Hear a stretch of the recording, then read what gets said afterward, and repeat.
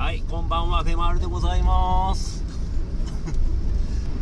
で、今回のテーマっていうのは、その油坂道路っていうかな、ちょっと詳しくごめんなさい、あんま分かんないですけど、その油坂道路のトンネルっていうのがこのヘアピン状態になりながら高速コーナーのヘアピンカーブのトンネルになっております。そこはちょっと面白いんで、ちょっと行ってみたいと思いますね。よろしくお願いします。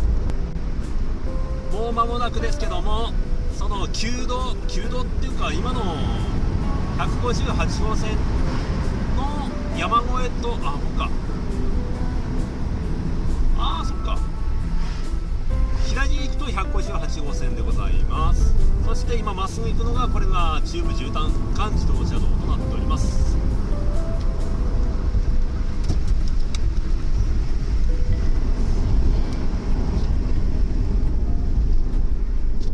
越美通道、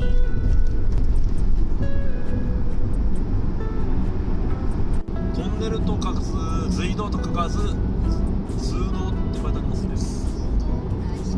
わかんない。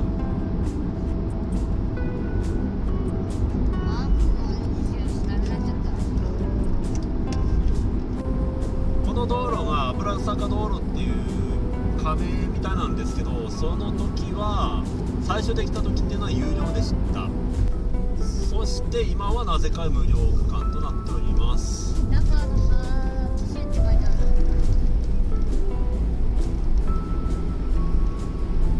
こもカーブしながらのトンネルですね。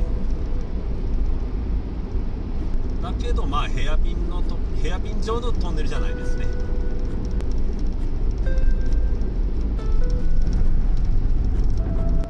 ここは70キロ道路でございます。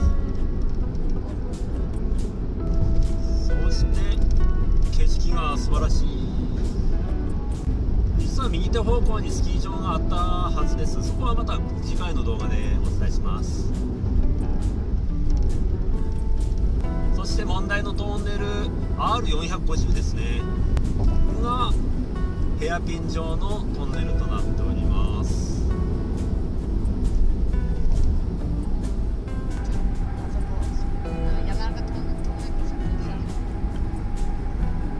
1600m のトンネルですね。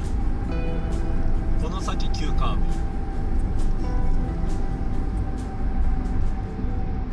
はい、ここから今ヘアピンカーブになります。ただゆっくりと曲がっていきます。先生、トンネルでこんなカーブは前だね。すごい。ヘアピンとは思えないぐらいゆっくりなカーブですね。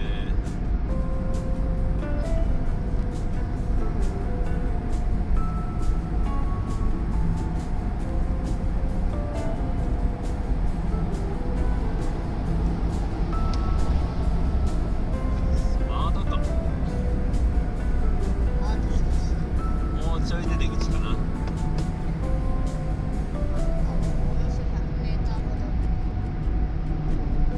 次もまたトンネル。少しだけ曲がってはい、出口です。この出口入り口の向きがほとんど一緒ってのが面白いですよね。